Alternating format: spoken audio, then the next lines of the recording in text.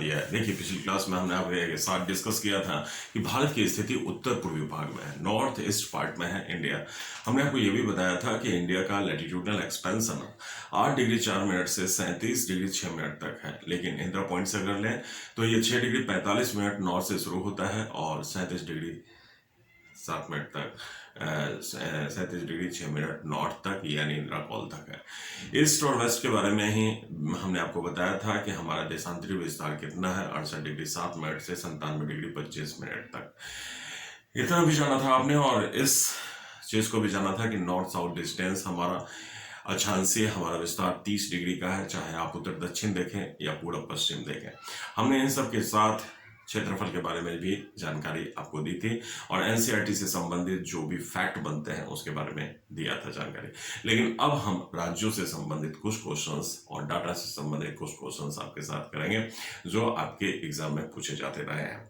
याद रखिएगा, यहाँ जो भी चीज डिस्कस किया जा रहा है पुराने और नए एनसीईआरटी दोनों को मिला के किया जा रहा है, इसलिए ये कभी भी कंफ्यूजन आपके दिमाग में न रहे कि ये सिर्फ नए ही एनसीईआरटी का है। यूं कहिए कि नए एनसीईआरटी में बहुत कुछ नहीं दिया गया है जो पुराने एनसीईआरटी में था, यानी नए एनसीईआरटी बनाने वाले लोग थोड़े से संक्षिप्त हैं। तो आइए हम इंडिया के मैप पे राज्य की चर्चा करें और राज्य के बारे में आपसे भी क्वेश्चंस पूछें, जो अभी उलटफेर हुआ है उसके बारे में भी आपसे जानकारी लेते हैं। तो आइए देखते हैं कौन कौन से राज्य और क्या क्या क्वेश्चन आपसे पूछे जा सकते हैं। अब आइए देखते हैं इंडिया के इस मैप पे कि कितने राज्य हैं। आप जानते हैं हमारे इंडिया में एक नया राज्य यूटी बन गया है, इसलिए हमारे टोटल राज्य की संख्या 29 से घट के 28 हो गई।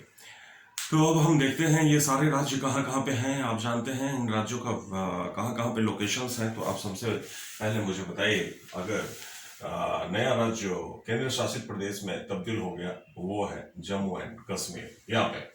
लेकिन अगर मैं आपसे कहूँ कि जितने भी राज्य हैं, ये जो राज्य हैं ये यहाँ पे आप जानते हैं ये पंजाब है, पंजाब के नीचे आप जानते हैं हरियाणा है, हरियाणा के नीचे ये है राजस्थान, ये है राजस्थान, यहाँ है गुजरात, आप जानते हैं ये है महाराष्ट्र, महाराष्ट्र के नीचे ये सबसे ये कहा जाता है कम एरिया वाला गोवा है, गोवा के नीचे कर्नाटका, कर्नाटक के नीचे केरल है, केरल के बगल में आप जानते हैं तमिलनाडु है, और ये है आंध्र प्रदेश, इसके ऊपर है उड़ीसा, और ये है वेस्ट बंगाल। लेकिन अगर मैं आपसे बात करूं कि यहाँ ये कौन सा राज्य है, ये तो यहाँ पे है हिमाचल प्रदेश, और ये है उत्तराखंड, यहाँ हो गया यूपी, ये है बिहार, बिहार के नीचे आप जानते हैं है झारखंड, इंडिया में बिल्कुल बीच में इंडिया का दिल कह सकते हैं एमपी, एमपी से टूट के अलग हुआ है छत्तीसगढ़, और आंध्र प्रदेश से टूट के अलग हुआ है तेलंगाना।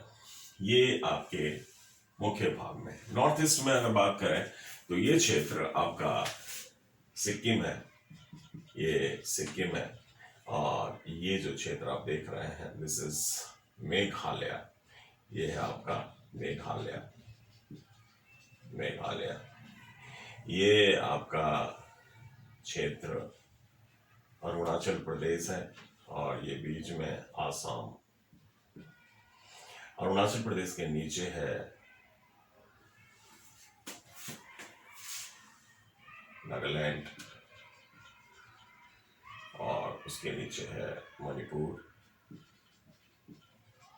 मणिपुर के बाद ये है मिजोरम, और ये है आपका त्रिपुरा। मिजोरम, त्रिपुरा, और इस तरह से आपने देखा कि टोटल हमारे पास अब 28 राज्य रह गए हैं, जिसमें अगर आपसे बात किया जाए कि इन 28 राज्यों में कुछ फैक्चुअल क्वेश्चंस आपसे अगर पूछा जाए, कुछ फैक्ट की जानकारी आपसे ली जाए कि इन 28 राज्यों में कुछ डाटा संबंधित क्वेश्चंस आपसे पूछा जाए, तो जरा देखिए, सबसे पहले डाटा आपको मैं बता दूं, ये डाटा पॉपुलेशंस के डाटा होते हैं। जैसे आपसे पूछा जाता है एरिया वाइज स्टेट्स कौन सा है, एरिया वाइज या पॉपुलेशन डेंसिटी के हिसाब से स्टेट्स बताइए, तो इन सब डाटा को भी आपको गैदर करना पड़ेगा। तो ये 28 राज्य हैं हमारे पास, और जम्मू कश्मीर जो 29 राज्य मिलके हो जाते थे वो अब फिलहाल केंद्र शासित प्रदेश में तब्दील हो गया है। 2 केंद्र शासित प्रदेश का निर्माण हुआ है, जम्मू कश्मीर और लद्दाख। तो अब देखिए डाटा संबंधित क्वेश्चंस क्या क्या है जो आपके एग्जाम में इंपॉर्टेंट है, पूछा जा सकता है डाटा संबंधित क्वेश्चन। देखिए इन 28 राज्यों में अगर बात करें तो सबसे ज्यादा एरिया, अगर मैं आपसे कहूँ क्षेत्रफल के हिसाब से, नोट करते भी चलिएगा, क्षेत्रफल के हिसाब से सबसे बड़ा राज्य कौन है? राजस्थान है। राजस्थान सबसे बड़ा राज्य है, लेकिन राजस्थान के बाद सेकेंड अगर बात किया जाए तो ये एमपी है, फिर महाराष्ट्र है। राजस्थान, मध्य प्रदेश, महाराष्ट्र और इसके बाद है यूपी। राजस्थान सबसे बड़ा एरिया है, सेकेंड है एमपी, थर्ड है महाराष्ट्र और फोर्थ है यूपी। लेकिन अगर मैं आपसे कहूं कि सबसे छोटा राज्य कौन सा है, तो सबसे छोटा राज्य में जरा देखिए, आप जानते हैं सिक्किम सबसे छोटा राज्य है या गोवा है सबसे छोटा राज्य, इन दोनों में आपको कंफ्यूजन होगा। तो कहा जाता है सबसे छोटा राज्य है सिक्किम, सिक्किम के बाद है गोवा और गोवा के बाद है त्रिपुरा। तो ये छोटे राज्यों की संख्या में है। लेकिन अगर मैं आपसे कहूं कि पॉपुलेशन वाइज सबसे बड़ा राज्य कौन है, यानी जनसंख्या के अनुसार अगर आपसे पूछा जाए कि सबसे बड़ा राज्य कौन है, तो जनसंख्या में सबसे बड़ा राज्य आप जानते हैं यूपी है। और यूपी के बाद कौन है? तो जनसंख्या में यूपी के बाद है महाराष्ट्र और महाराष्ट्र के बाद है बिहार और बिहार के बाद फिर वेस्ट बंगाल। याद रखिएगा क्षेत्रफल के अनुसार राजस्थान है, लेकिन पॉपुलेशन के अनुसार यूपी है। यूपी के बाद महाराष्ट्र है, सेकेंड नंबर पे, थर्ड नंबर पे बिहार, फिर वेस्ट बंगाल। अब जरा देखिए density of population. Density of population का मतलब होता है जनसंख्या घनत्व। जनसंख्या घनत्व के अनुसार अगर मैं आपसे कहूं कि पर स्क्वायर किलोमीटर इंडिया में कितने लोग रहते हैं, तो ये होता है जनसंख्या घनत्व। और जनसंख्या घनत्व ये कितना है नहीं है, ये सेंसस में आपको बताऊंगा, जो एक वीडियो जारी किया जाएगा सिर्फ वो सेंसस पे होगा। लेकिन एक साल 2021 में एक नया सेंसस रिलीज होगा जो 10-10 साल पे होता है। फिर ये जो सेंसस अभी चल रहा है वो 2011 का चल रहा है, 2021 में फिर से एक नया जनसंख्या का सर्वे आने वाला है। अब जरा देखिए डेंसिटी ऑफ पॉपुलेशन में सबसे नंबर 1 है बिहार, उसके बाद है वेस्ट बंगाल, यानी बिहार के बाद है West Bengal density of population में यानी जनसंख्या घनत्व में, और उसके बाद है केरल। केरल दक्षिण भारत में सबसे सघन है केरल। लेकिन अगर मैं आपसे कहूं कि सबसे कम जनसंख्या घनत्व कहाँ है, तो सबसे कम जनसंख्या घनत्व है अरुणाचल प्रदेश में। यानी अरुणाचल प्रदेश में सबसे कम जनसंख्या घनत्व पाया जाता है, मिनिमम कहा जाता है यहाँ पे डेंसिटी पाया जाता है। जनसंख्या घनत्व सबसे कम है अरुणाचल प्रदेश का। अरुणाचल प्रदेश डेंसिटी में सबसे कम है,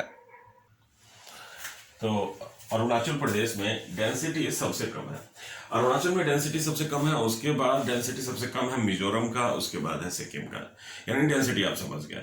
यहाँ पे मैं आपको बता दूं कि यहाँ पे मैंने आपको कहा था स्मॉलेस्ट जो सबसे एरिया में राज्य है वो सिक्किम नहीं है, गोवा है। गोवा के बाद है सिक्किम, फिर है त्रिपुरा, इसको सुधार लीजिएगा।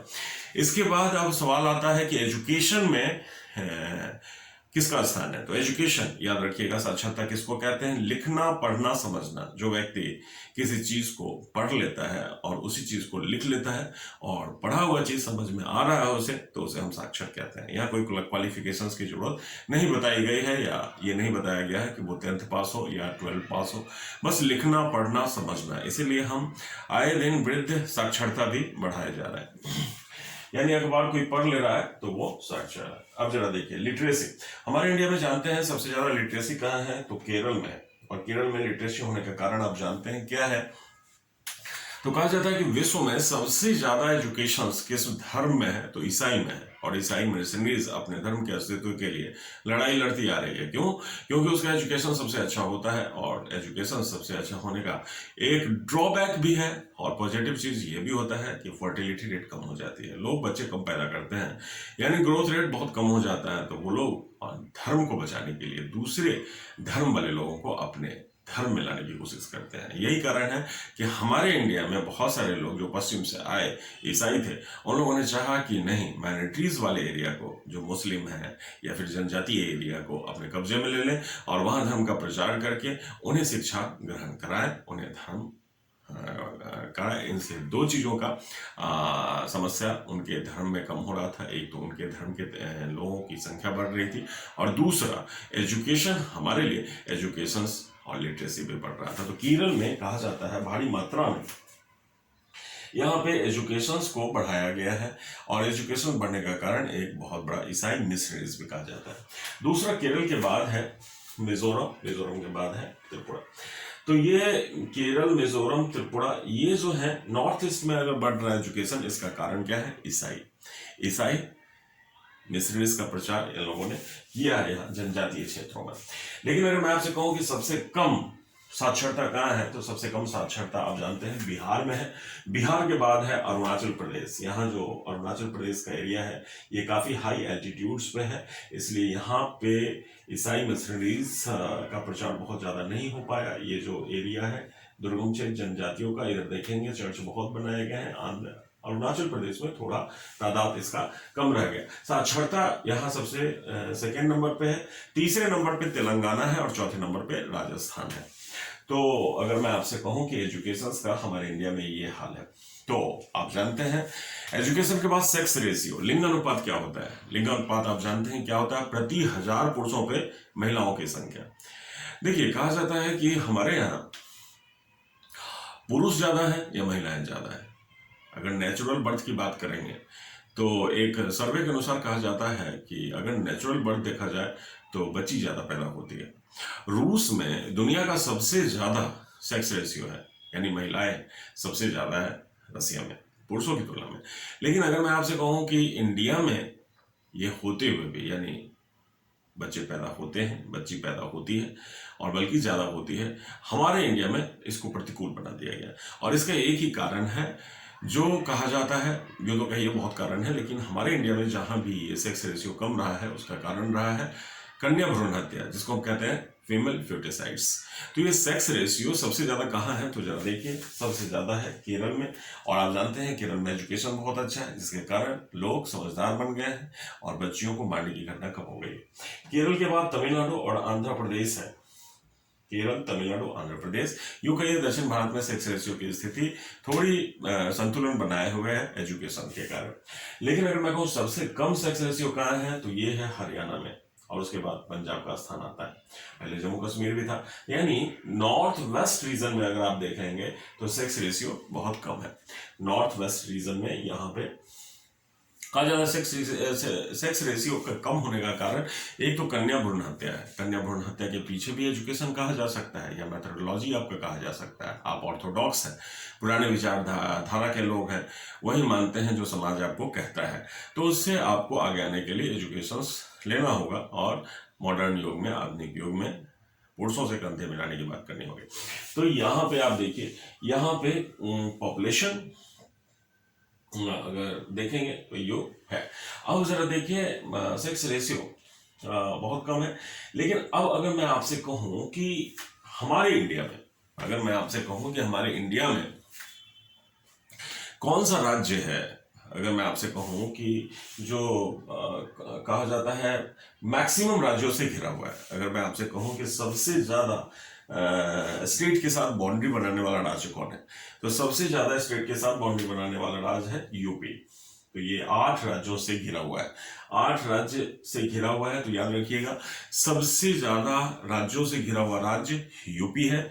लेकिन अगर मैं कहूं कि ये 8 राज्यों से है, तो 7 राज्यों से घिरा हुआ राज्य कौन है, यानी आसाम और छत्तीसगढ़। तो आप याद रखिएगा, ये जो आसाम है और ये जो छत्तीसगढ़ है, ये 7 राज्यों से घिरा हुआ है। याद रखिए, मैं जो भी आपके साथ शेयर कर रहा हूँ ये नोट्स के रूप में आप जानते रहिएगा, यानी नोट्स के रूप में बनाते रहिए, ताकि आपको फैक्ट याद करने में सुविधा हो। यहाँ मैं क्लास को वहां तक ले जा रहा हूँ जहाँ एनसीईआरटी में कुछ फैक्ट्स नहीं दिए गए हैं, लेकिन आपके एग्जाम में पूछे जाते हैं।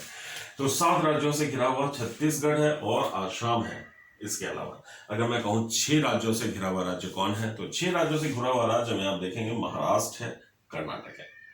महाराष्ट्र और कर्नाटक ये 6 राज्यों से घिरे हुए हैं।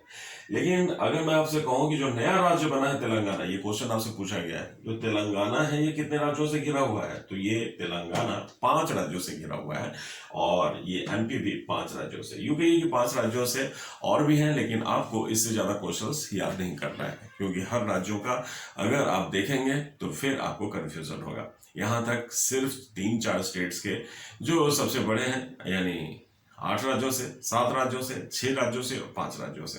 बाकी आप अगर मैप देखते रहेंगे तो हर राज्य का आइडिया आपको लगता रहेगा। एनसीईआरटी के क्वेश्चंस ये रहते हैं, और इससे ज्यादा क्वेश्चंस बहुत ज्यादा कॉम्प्लेक्स नहीं होता है सराउंडिंग स्टेट्स में। 28 राज्य तो हमारे हैं यूं, लेकिन अगर मैं आपसे क्वेश्चन करूं कि हमारे यूटी कितने हैं, यानी केंद्र शासित प्रदेश हमारे इंडिया में कितने हैं, तो जरा देखिए। केंद्र शासित प्रदेश की संख्या हो गई है 9। 7 पहले से थे, 2 और जुड़ गए, जम्मू कश्मीर और लद्दाख, तो इसकी संख्या हो गई है 9।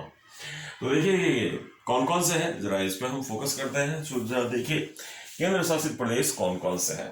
देखिए सबसे पहले यहां देखिए, यहां ये है दिल्ली, ये दिल्ली केंद्र शासित प्रदेश है।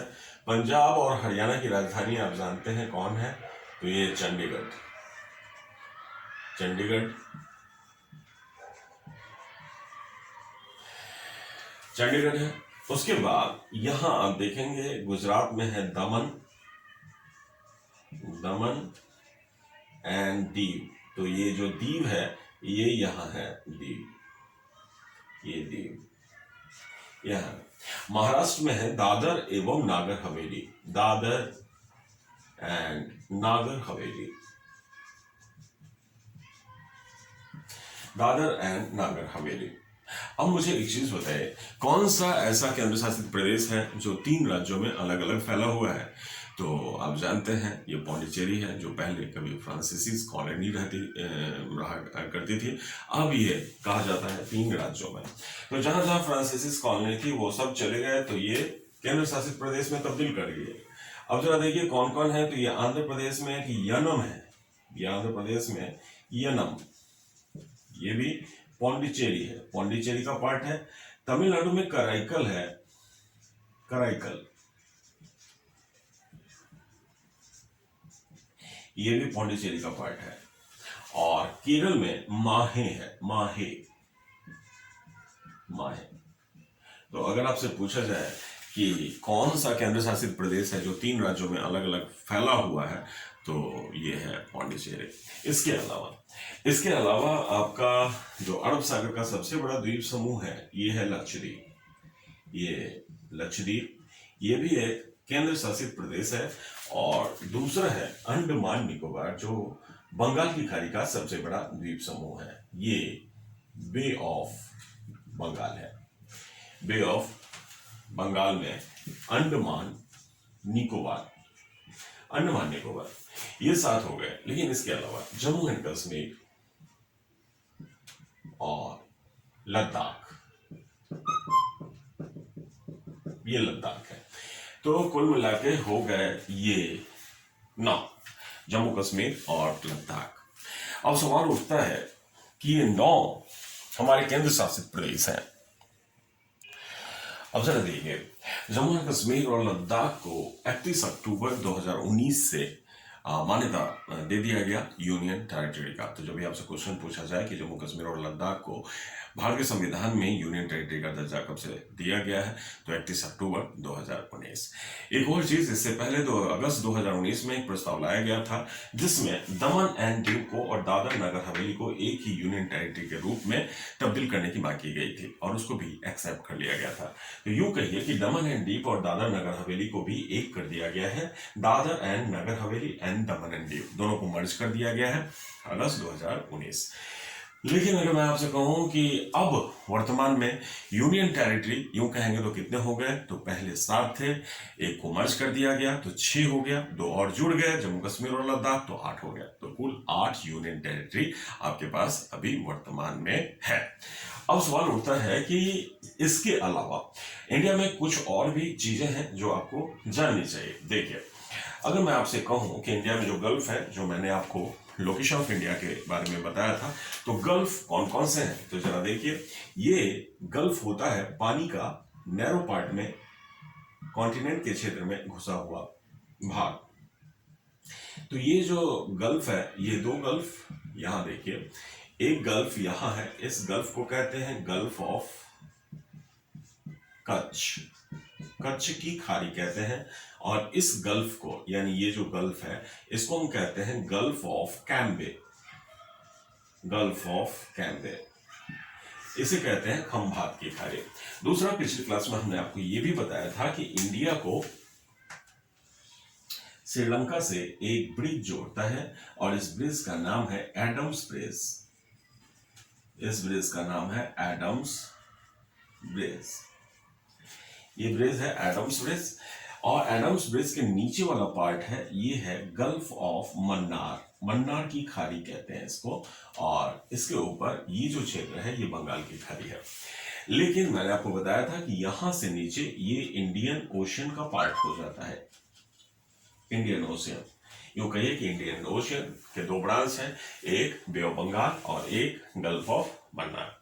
अब जरा देखिए, हम बात करते हैं जो पिछली क्लास में हमने की थी, तो कुछ पड़ोसी देशों की। तो पड़ोसी देश हमने आपको बताया था कि जो हमारे पड़ोसी देश हैं, ये कौन कौन से हैं। तो जरा देखिए हमारे पड़ोसी देश फिर से मैप पे,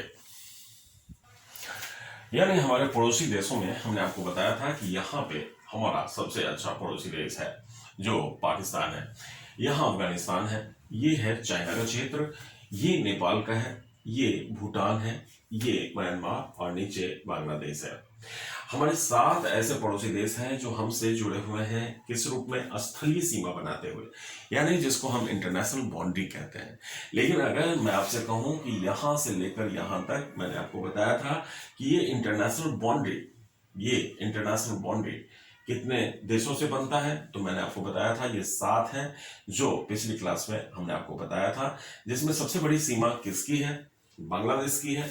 फिर मैंने कहा था चाइना की है, उसके बाद पाकिस्तान की है, फिर हमने नेपाल को बताया था, फिर हमने आपको बताया था म्यांमार, और फिर भूटान, फिर अफगानिस्तान, यानी बचपन एक शब्द बताया था। लेकिन अगर मैं आपसे कहूं कि ये 7 जो अंतरराष्ट्रीय सीमा बनाने वाले हैं, जिसमें हमने आपको कहा कि इंटरनेशनल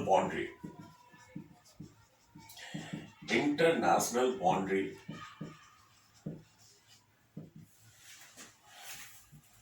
हमारा कितने किलोमीटर का है, तो 15,200 किलोमीटर का है। 15,200 किलोमीटर का इंटरनेशनल बाउंड्री हमारे साथ ये बनाया जाता है। लेकिन हमने आपको कहा था पिछली क्लास में कि हमारा कोस्ट लाइन कितना है, तो हमने आपको पिछली क्लास में बताया था कि हमारा कोस्ट लाइन है 7517 किलोमीटर। इसमें कोस्ट लाइन में हमने आपको बताया था कि 2 तरह के कोस्ट होते हैं। एक हमारा भारतीय मुख्य भूमि का कोस्ट होता है, ये मुख्य भूमि ये कहलाता है, इसमें द्वीप शामिल नहीं होते हैं, और द्वीपों को अगर शामिल कर लिया जाए तो वो ज्यादा हो जाता है।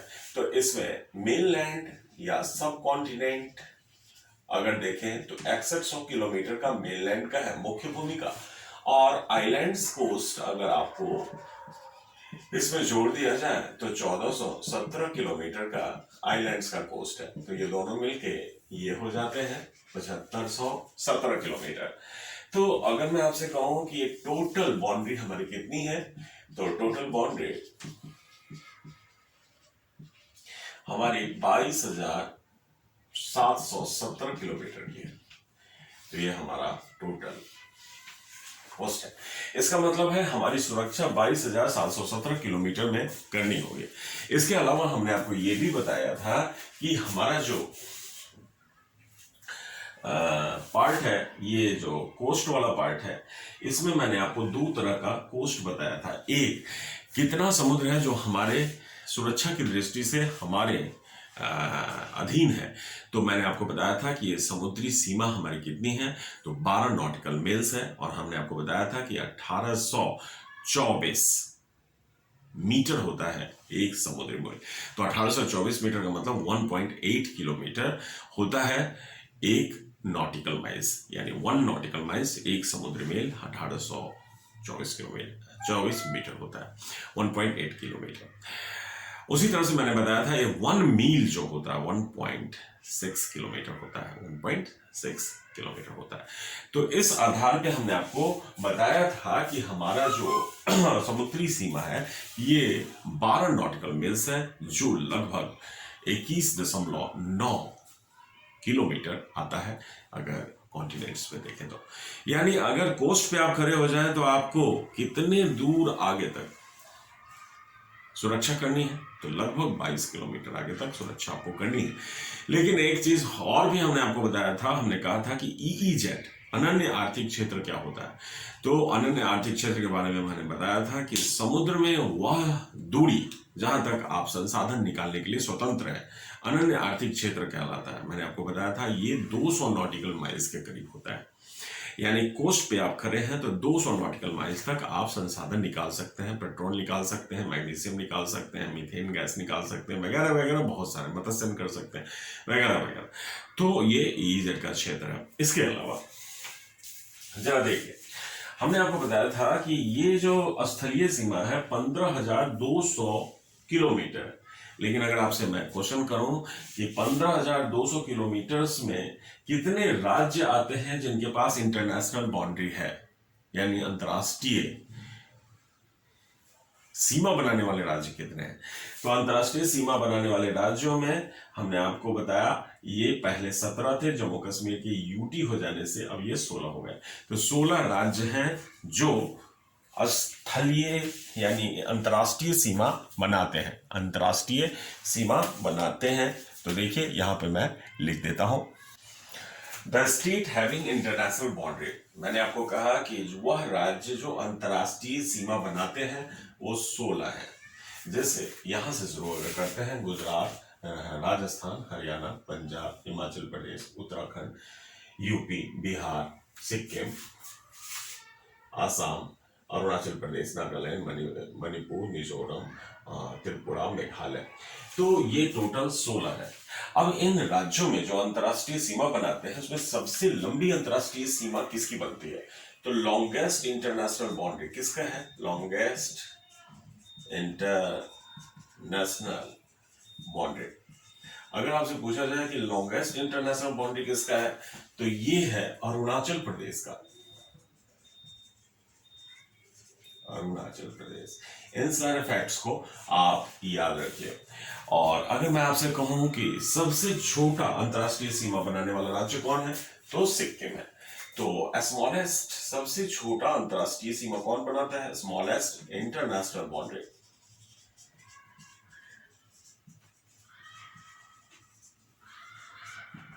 ये बनाता है सिक्किम। स्मॉलेस्ट इंटरनेशनल बाउंड्री बनाता है सिक्किम।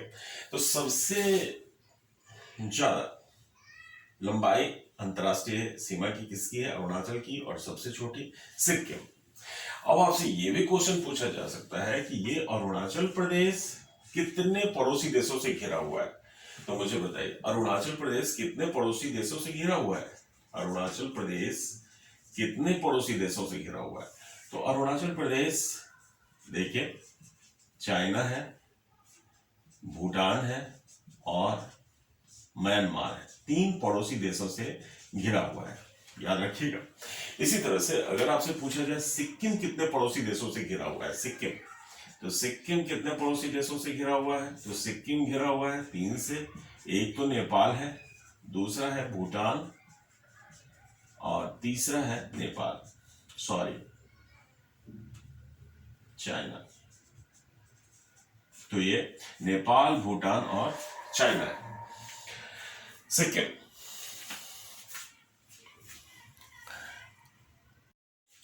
अब आइए हम देखते हैं जरा इंडिया की कुछ ऐसी स्थिति को जहां जहां से क्वेश्चन पूछे जाते हैं। इससे पहले भी हमने पहले चैप्टर में आपको बताया था वॉल्यूम 1 में कि ये जितने भी पड़ोसी देश हैं हमारे कितने राज्यों को टच करते हैं।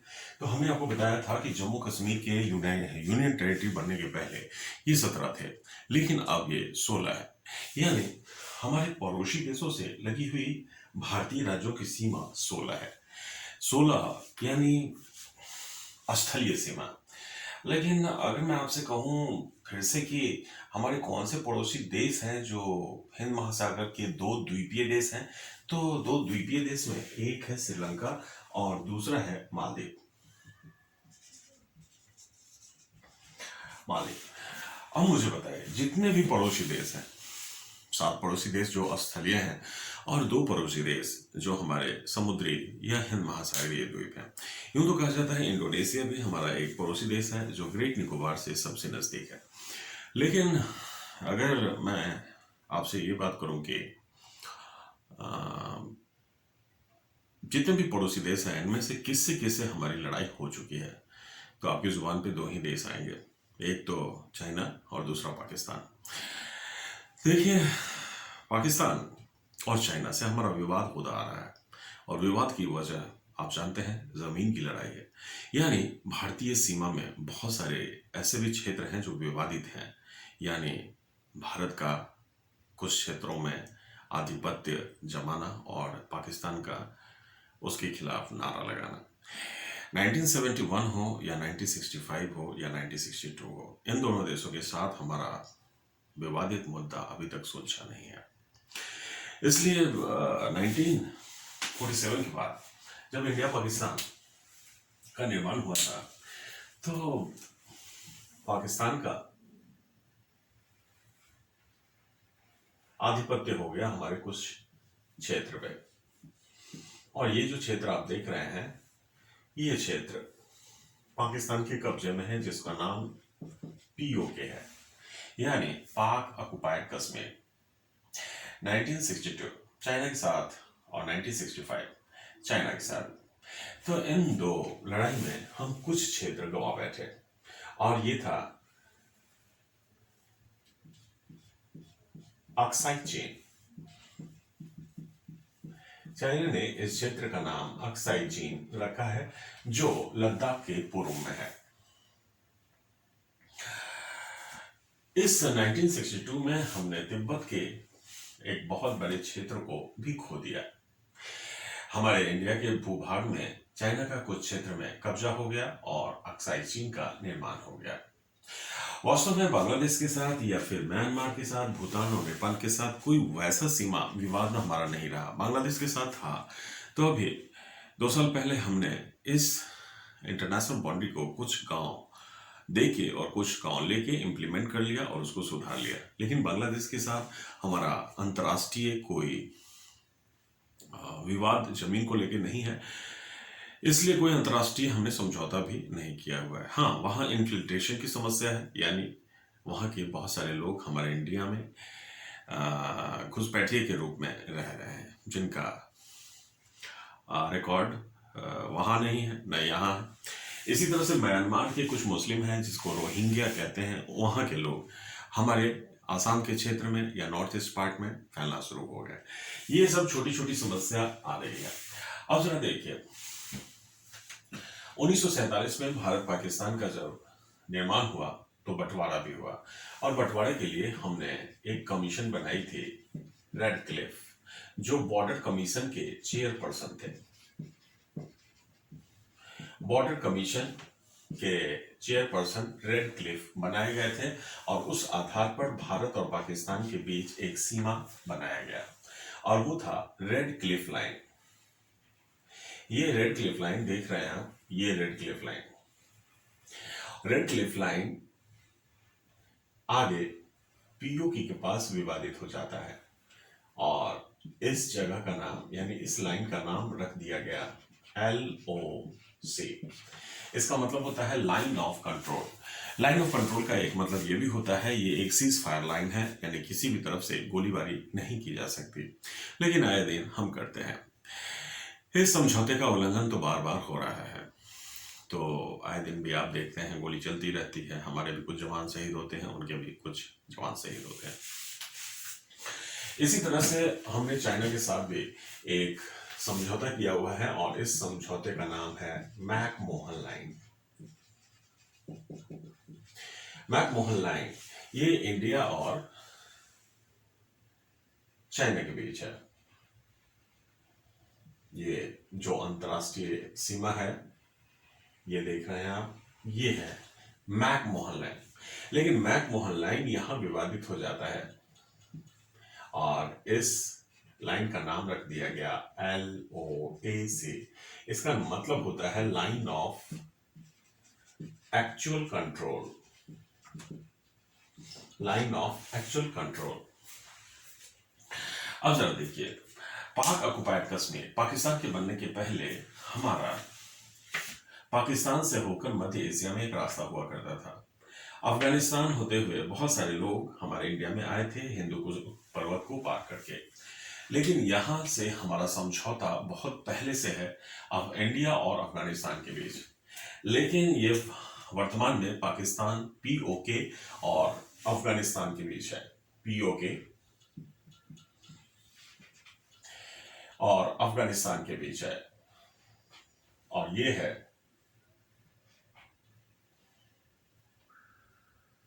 Duden line.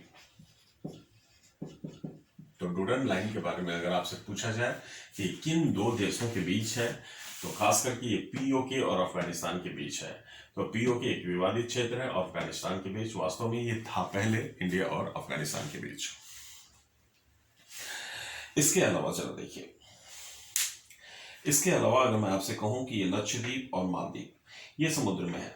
हमारा अरब सागर का सबसे बड़ा द्वीप है लक्षद्वीप और इसके जस्ट नीचे मालदीव है। तो अगर मैं आपसे क्वेश्चन करूं कि लक्षद्वीप और मालदीव के बीच अगर हमें एक बाउंड्री खींचनी हो तो वो उसे क्या नाम देंगे? देखिए, अगर मैं समुद्र में या हम समुद्र में कोई ऐसा अंतर्राष्ट्रीय सीमा बनाते हैं तो हम उसका नाम चैनल रख देते हैं। चैनल का मतलब होता है ये वाटर बॉडी में ही बना हुआ है और दो मुख्य भूमि को अलग कर रहा है। चैनल डिसाइड करते समय हम हो सकता है किसी अक्षांश रेखा या लैटिट्यूड्स का ही इस्तेमाल कर लें। लैटिट्यूड्स का मतलब 8 डिग्री, 9 डिग्री, 10 डिग्री ऐसे करके हम इस्तेमाल करते हैं। तो मालदीव और लक्षद्वीप ये आप देख रहे हैं। तो मालदीव को लक्षद्वीप से अलग करता है कितने डिग्री चैनल? तो ये है 8 डिग्री। 8 डिग्री चैनल मालदीव को लक्षद्वीप से अलग कर देता है। इसी तरह से मैंने आपको बताया था कि इंडिया और श्रीलंका के बीच में एक जल संधि है और इस जल संधि का नाम होता है पाक स्ट्रेट, पाक जल संधि, पाक स्ट्रेट यानी पाक जल संधि। अब मैं आपको बता दूं कि पाक स्ट्रेट जल संधि मैंने इससे पहले ही बताया था। जल संधि का मतलब होता है दो जलों का संधि, यानी जहां दो वाटर मिल रहे हैं। तो पाक स्ट्रेट में यहाँ पे बंगाल की खाड़ी मन्नार की खाड़ी से मिल रहा है और दो जमीन अलग होते हैं। जल संधि दो भूभाग को अलग करता है, दो वाटर बॉडी को मिला देता है। तो भारत को श्रीलंका से अलग कर देता है और ये बे ऑफ बंगाल को गल्फ ऑफ मन्नार से जोड़ देता है।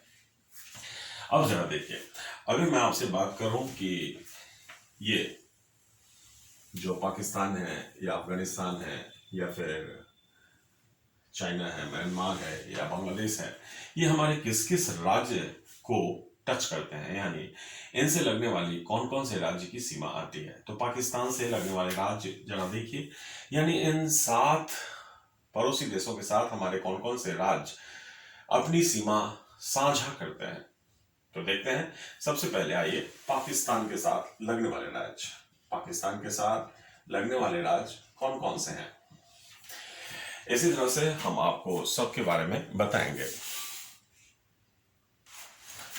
अब जरा देखिए, हमने ये 7 पड़ोसी देश लिखा है: पाकिस्तान, अफगानिस्तान, चाइना, म्यांमार, बांग्लादेश, नेपाल, भूटान।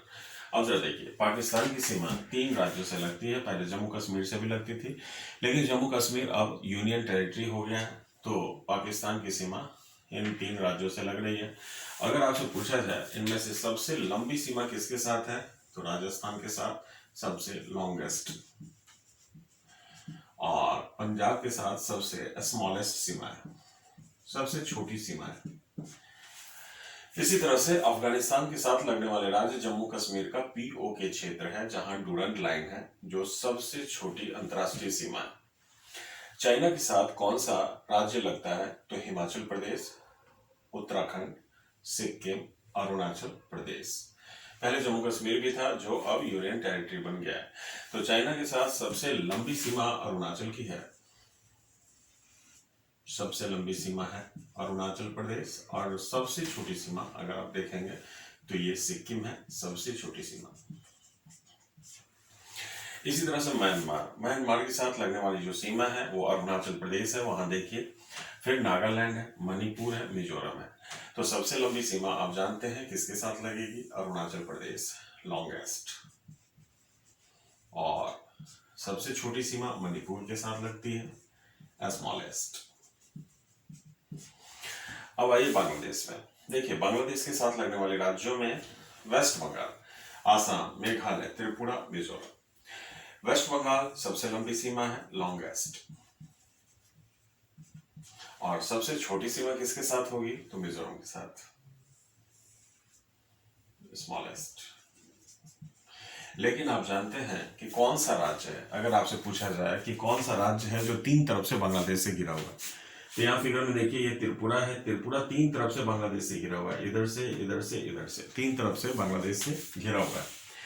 तो Tripura is surrounded by Bangladesh, three sided. तो त्रिपुरा है, नेपाल में है। नेपाल की सीमा किससे लगती है, तो उत्तराखंड से, यूपी से, बिहार से, वेस्ट बंगाल से, सिक्किम से। सबसे लंबी सीमा किसकी है, तो यूपी की। नेपाल की सबसे लंबी सीमा यूपी के साथ है और लॉन्गेस्ट है। और सबसे स्मॉलेस्ट किसके साथ है, तो ये वेस्ट बंगाल के साथ, स्मॉलेस्ट। इसी तरह भूटान, भूटान के साथ जो सीमा है, सिक्किम है, वेस्ट बंगाल है, आसाम है, अरुणाचल प्रदेश। तो भूटान की सबसे लंबी सीमा अगर आपसे पूछा जाए किसके साथ लगती है, तो आसाम के साथ। और सबसे छोटी सीमा किसके साथ लगती है, तो वेस्ट बंगाल के साथ, स्मॉलेस्ट। अब हम आपको बताएंगे कि हमारे यहाँ मध्य भाग से एक रेखा गुजरती है, आप जानते हैं कर्क रेखा, जिसको हम 23.5 डिग्री उत्तरी अक्षांश कहते हैं। इसको मैं क्लाइमेट में डिस्कस करूंगा, जब ये एनसीईआरटी का क्लाइमेट का चैप्टर आएगा तो उसमें आप देखेंगे। कर्क रेखा का गुजरना, इसका मतलब ये होता है कि भारत के बीचों बीच से ये गुजरती है और 8 राज्यों से होकर गुजरती है। लगभग ये कहा जाता है कि कर्क रेखा भारत को 2 भागों में बांट देता है, क्लाइमेटिक रूप से भी। तो कर्क रेखा के नीचे वाला भाग थोड़ा सा उष्ण होता है, यानी ये एक ट्रॉपिकल रीजन कहलाता है, जिसको गर्म क्षेत्र कहते हैं।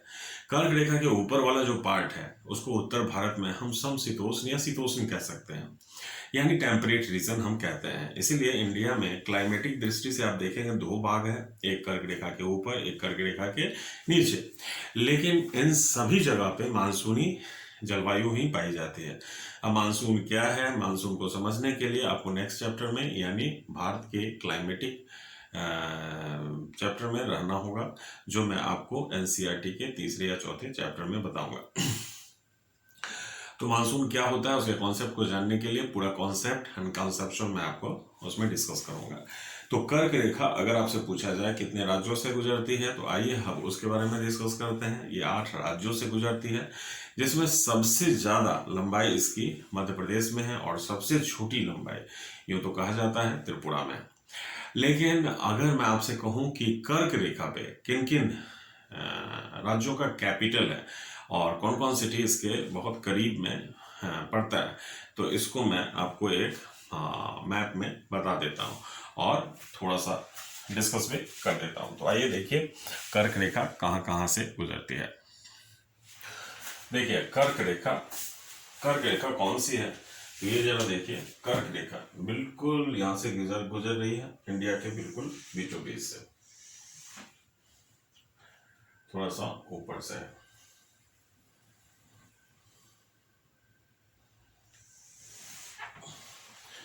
तो कर्क रेखा ये है ट्रॉपिक ऑफ कैंसर।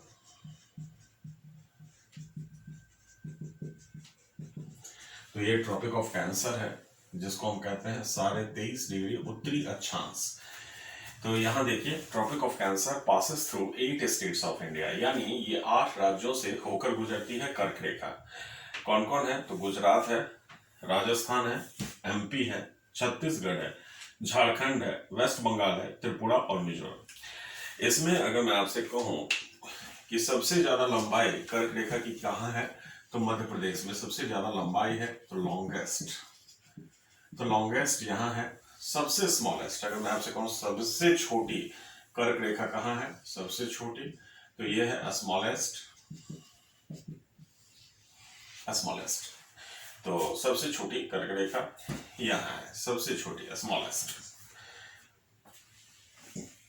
तो गुजरात, राजस्थान, मध्य प्रदेश, छत्तीसगढ़, झारखंड, वेस्ट बंगाल, त्रिपुरा, मिजोरम।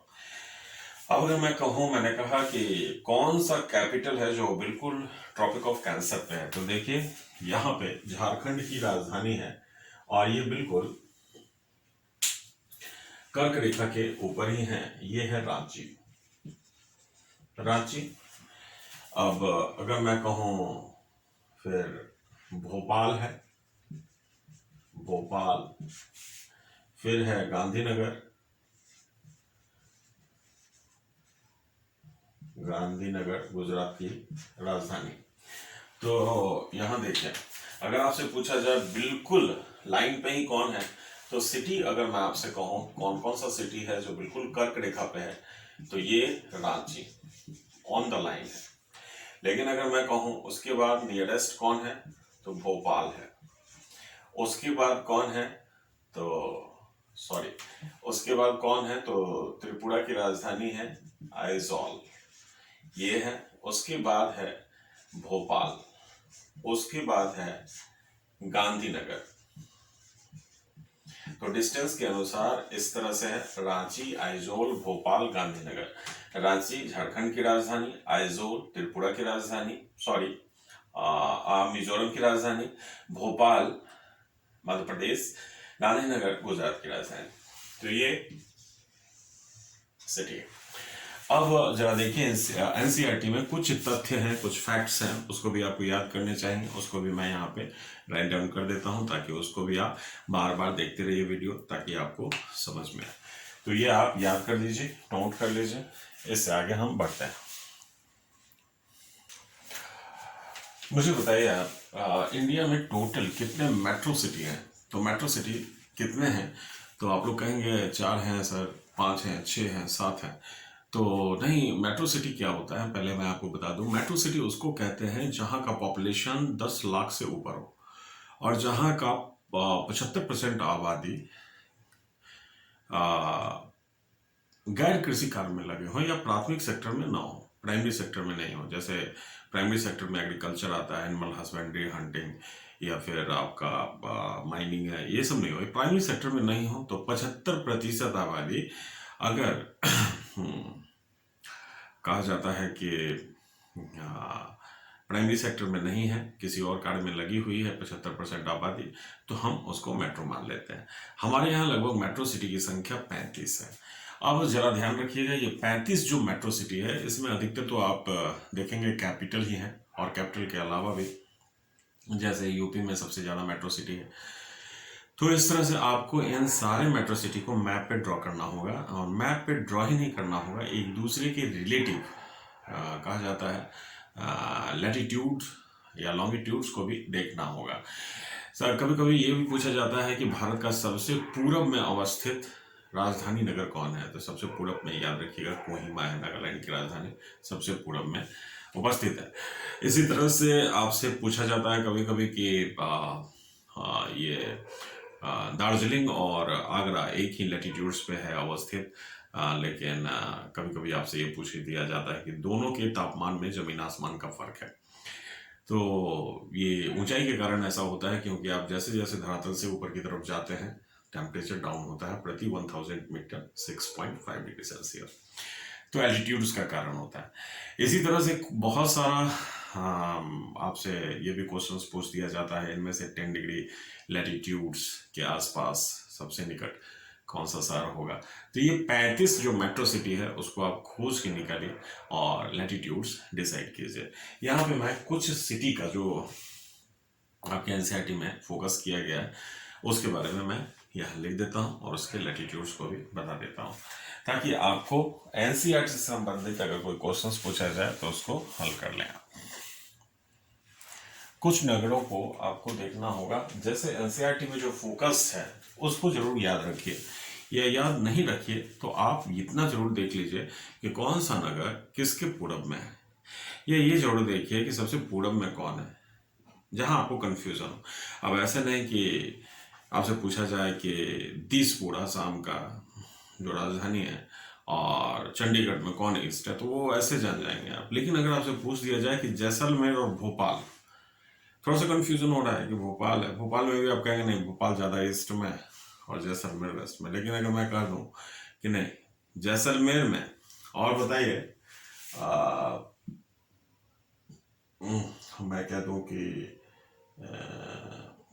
चेन्नई में, तो आप कहेंगे जैसलमेर नीचे आएगा तो पता नहीं क्या होगा। तो यहाँ मैं कुछ सिटी को बता देता हूँ। जैसे भोपाल का याद रखिए जो मेंशन किया गया है, जैसलमेर का मेंशन किया गया है, चेन्नई का मेंशन किया गया है, डिब्रूगढ़ और इम्फाल का। और इसमें कहा भी गया है कि आप इसे देख लें कंपेरेटिव व्यू। तो भोपाल 77 है, जैसलमेर 70 डिग्री ईस्ट पे है, चेन्नई 80 डिग्री ईस्ट पे है, डिब्रूगढ़ जो सबसे ईस्ट में आप देखेंगे तो ये 94 डिग्री।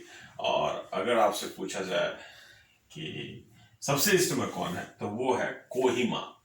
कोहिमा ये सबसे ईस्ट में है। तो इस तरह से आप कंपैरेटिवली व्यू लेके चलिए। तो ये था आपका पहला चैप्टर। अब ये अगर चैप्टर कंप्लीट हो गया है, वॉल्यूम 1 अगर कंप्लीट हो गया है, वॉल्यूम 2 आपका कंप्लीट हो गया है, तो अब जाइए आप टेस्ट दीजिए जो एडुमॉल पे रखा हुआ है, उसमें एनसीईआरटी में जाइए और एनसीईआरटी में आप वॉल्यूम 1 का टेस्ट पहले दीजिए, फिर वॉल्यूम 2 का टेस्ट दीजिए। जितने क्लास होंगे उतने टेस्ट होंगे, उसी पे बेस्ट टेस्ट होंगे। आप अगर टेस्ट में अच्छा एक्यूरेसी कर रहे हैं, इसका मतलब आपकी लिसनिंग कैपेसिटी बहुत अच्छी है। देखिए मैं अपने क्लास में उन सारे क्वेश्चंस का डिस्कशन लेकर आया हूं जो पहले पूछा जा चुका है या फिर पूछा जाना प्रस्तावित है, या फिर बहुत ही वेरी वेरी इंपॉर्टेंट क्वेश्चन। तो ये आपको ध्यान में रखना होगा कि आपको मेहनत किस तरह से करनी है, एनसीईआरटी को बेस बना के करनी है या सीधे मोटी मोटी पुस्तकों में घुस जाना है। किसी भी किताब में घुसेंगे जरूर आप, जब तक बेस नहीं रहेगा तब तक आप कुछ समझ नहीं पाएंगे। इसलिए मोटी मोटी पुस्तकें देखने के लिए बहुत अच्छी लगती हैं। आपको लगेगा भी आईएएस बनना है तो मोटी पुस्तक पढ़ लें, लेकिन एनसीईआरटी बेसिंग गायब है तो मोटी पुस्तक आपको क्या समझ में आएगी। कितना भी दिमाग खराब कर लें, आना पड़ेगा एक बार आपको एनसीईआरटी में ही। तो एक एक चैप्टर करके कंप्लीट करते चलिए हमारे साथ, और ये एनसीईआरटी का टोटल जितना भी चैप्टर है वो मैं आपके साथ डिस्कस करूंगा। तो इसी के साथ आज की क्लास यही समाप्त होती है। Thank you very much.